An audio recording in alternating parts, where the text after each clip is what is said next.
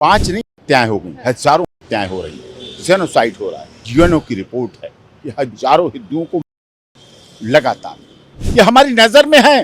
कौन कौन लोग हैं, किस तरह के लोग हैं जो लगातार हिंदुओं का जेनोसाइड कर रहे हैं। जब हम उनके सुख देने वाले थे, जब हम उनके दुख को दूर करने वाले थे, जब हम कोविड-19 वैक्सीन उनको देने वाले थे, जब हम उनको जिंदगी देने वाले थे, जब हमने उनको शिक्षा दी, जब हम उनको रोजगार दिया, जब हमने उनको स्वास्थ्य दिया, और साथ में शेख हसीना जी ने भी लगातार अपने 15 वर्ष के शासनकाल में इस बात को माना, और ये उनका भरोसा ही था। इसकी प्रधानमंत्री पे जब आपदा आई, राजनीतिक आपदा आई, और वो राजनीतिक आपदा उनकी नहीं थी, अमेरिका के द्वारा बनाई गई थी। सवाल है सर मेरा कि बांग्लादेश में जिस तरीके से हिंदुओं पे अत्याचार हो रहा है, मारा जा रहा है, क्या कहना चाहेंगे? ये काफ़ी दुखद है। भारत सरकार को इस पर कठोर निर्णय लेना चाहिए। बांग्लादेश को बसाने का काम भारत ने किया, बांग्लादेश को कोरोना काल में बचाने का काम भारत ने किया। बांग्लादेश में जब जब आपदा आई, चाहे प्राकृतिक आपदा आई, चाहे सामाजिक आपदा आई, चाहे आर्थिक आपदा आई, चाहे राजनीतिक आपदा आई, चाहे उनकी इंटरनल आपदाएं आई, भारत ने सदैव अपने पड़ोसी देश का फर्ज निभाया। इंदिरा गांधी ने बांग्लादेश को बनाया, संवारा। मुजीबुर रहमान जीवन भर इस बात को, एहसान को मानते रहे, और साथ में शेख हसीना जी ने भी लगातार अपने 15 वर्ष के शासनकाल में इस बात को माना, और ये उनका भरोसा ही था कि बांग्लादेश के प्रधानमंत्री पे जब आपदा आई, राजनीतिक आपदा आई, और वो राजनीतिक आपदा उनकी नहीं थी, अमेरिका के द्वारा बनाई गई थी, अमेरिका के द्वारा पालिश पोषित बनाई गई थी वो आपदा, जिसमें अमेरिका चाहता है कि भारत की एकता अखंडता को अस्थिर करें, और अस्थिर करके वहाँ ऐसी व्यवस्था पैदा की। तो जब वहाँ की प्रधानमंत्री के ऊपर इस तरह की बात आई, तो उन्होंने क्या किया? वो अफगानिस्तान नहीं गई, वो बांग्लादेश से निकल कर पाकिस्तान नहीं गई, और Iran, Iraq, Jeddah, Lebanon, Tehran नहीं गई, सऊदी अरब नहीं गई। उनका जहाज भारत आया और भारत में रुकी। भारत बेटी बचाओ बेटी पढ़ाओ को मानता भी है, जीवन में अपनाता भी है। इसी आधार पर अब वहाँ बांग्लादेश में लगातार हिंदुओं की हत्या हो रही है, जेनोसाइड हो रहा है, हिंदुओं को टारगेट करके जा रहा है। वो इस्कॉन टेम्पल जिसने बांग्लादेश के लोगों को रोटी, कपड़ा और मकान देने का काम किया, जिंदगी देने का काम किया, वहाँ के मुख्य पुजारी के साथ क्या हुआ, उनके वकील के साथ क्या हुआ, हिंदुओं दीपू दास के साथ क्या हुआ। एक बात थी, मार के लटकाना, दूसरी बात लटका के उसे पीटना, पीट के उसे जलाना, जला के उसे खींचना, इस तरह की बर्बरता कौन कर सकता है। लेकिन बांग्लादेश में कुछ तथाकथित लोग जो इस तरह की भारत और बांग्लादेश के बीच अस्थिरता पैदा कर रहे हैं, लगातार कर रहे हैं, ऐसे लोगों के खिलाफ भारत सरकार को काम करना चाहिए। भारत सरकार जो है लगातार बांग्लादेश को हर कदम पे साथ देता है। कहीं ना कहीं जब से दीपू चंद्र दास का है, उसके बाद से सरकार जो है मौन हो गई है, एक बार भी आवाज नहीं उठा रही है। लगातार 5 हत्याएं हो गए हैं, क्या कहना चाहेंगे आप? 5 नहीं हत्याएं हो गई, हजारों हत्याएं हो रही है, जेनोसाइड हो रहा है। यूएनओ की रिपोर्ट है कि हजारों हिंदुओं को लगातार, ये मामला यूनाइटेड नेशंस ऑफ ऑर्गेनाइजेशन में उठना चाहिए। अब दुनिया के जो मानवाधिकारवादी हैं, जो ह्यूमन राइट्स की वकालत करते हैं, आज वो कहाँ हैं? जो दलितों की राजनीति करते हैं, मुझे बड़ी जिम्मेदारी के साथ कह रहा हूँ आपके चैनल पर, जो दलितों की राजनीति भारत में करते हैं, दलित के नाम पर बहुत हंगामा करते हैं। आज दीपू दास में उन्हें दलित क्यों नहीं दिख रहा? आज उन्हें और दूसरे दलित क्यों नहीं दिख रहे? लगातार है, आज उनकी राजनीति करने की क्षमता कहाँ चली गई है? तो इसीलिए भारत सरकार को उसमें अग्रणी आना चाहिए। पक्ष और विपक्ष को एक साथ मिलकर बांग्लादेश में हो रहे हिंदुओं के लिए राष्ट्रीय और अंतर्राष्ट्रीय स्तर पर अपनी एकता और एकजुटता को दिखाना चाहिए। और जो जोधपुर में रफाइल हैं, एयरबेस में रखी हैं, ग्वालियर में एयरबेस में रफाइल रखी हैं, वो फोर्स हैं, तोप हैं, गोला हैं, बारूद हैं, वो बम हैं, वो 21 तोपों की सलामी अगर हम पुतिन को, रूस के राष्ट्रपति को दे सकते हैं, तो हम उन तोपों का प्रयोग, उन गोलों का प्रयोग, उन बारूदों का प्रयोग अपनी थल सेना का, जल सेना का, वायु सेना का, अपने सैनिकों का प्रयोग बांग्लादेश के हिंदुओं को से बचाने में क्यों नहीं कर सकती? एक बार तो उड़ा के दिखाना चाहिए कि हमारी नजर में है कौन कौन लोग हैं, किस तरह के लोग हैं जो लगातार हिंदुओं का जेनोसाइड कर रहे हैं, जानबूझकर ऐसा किया।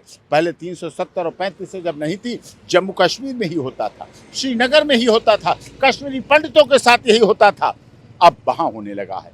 तो इसीलिए हमारे देश की सरकार को ये सोच के नहीं छोड़ देना चाहिए। दूसरे देश का मामला है, जब हम उनके सुख देने वाले थे, जब हम उनके दुख को दूर करने वाले थे, जब हम कोविड-19 वैक्सीन उनको देने वाले थे, जब हम उनको जिंदगी देने वाले थे, जब हमने उनको शिक्षा दी, जब हम उनको रोजगार दिया, जब हमने उनको स्वास्थ्य दिया, उनको जीवन बचाने का काम किया, उद्योग दिए, बांग्लादेश को संवारने का काम किया, तो हमें उन रोते चलते खींचे जाते महिलाओं के बलात्कार होते, बेटियों की यौन शोषण होते हुए को भी हमें रोकना चाहिए। आज हाल वहाँ ये है कि हिंदू महिलाओं को बाहर निकलने के लिए बुर्का पहनना पड़ता है, उन्हें माथे की बिंदिया हटानी पड़ती है, सिंदूर हटाना पड़ता है, पैरों की बिछिया हटाने पड़ते हैं, बुर्का पहनकर बाहर निकलना पड़ता है। तब वो बाजार जा पाती हैं, तब वो दवा लेने जा पाती हैं, तब वो अपने काम के लिए जा पाती हैं। ये इससे बड़ा कुछ भी और नहीं होगा। इस तरीके का माहौल तो कहीं ना कहीं बंगाल में भी, वेस्ट बंगाल में भी बनाया जा रहा है। पत्रकार वहाँ हैं मुर्शिदाबाद में, कहीं ना कहीं तो यहाँ पे भी तो हिंदू सुरक्षित नहीं है। हिंदूवादी के सरकार कहते हैं आप, फिर भी यहाँ पे हिंदू सुरक्षित नहीं है। नहीं, देखिए, इसके लिए सरकार को कठोरता के साथ काम करना पड़ेगा। सरकार को सोचना पड़ेगा। केवल हम ये कहते रहें सबका साथ, सबका विकास, सबका विश्वास, सबके साथ न्याय, और हमारा जो प्राचीन नारा है वसुधैव कुटुंबकम, उसको हमारे देश के प्रधानमंत्री जी ने और अच्छा किया। One earth, one family, one future, one nation, दुनिया का वन वर्ल्ड हमने कहा।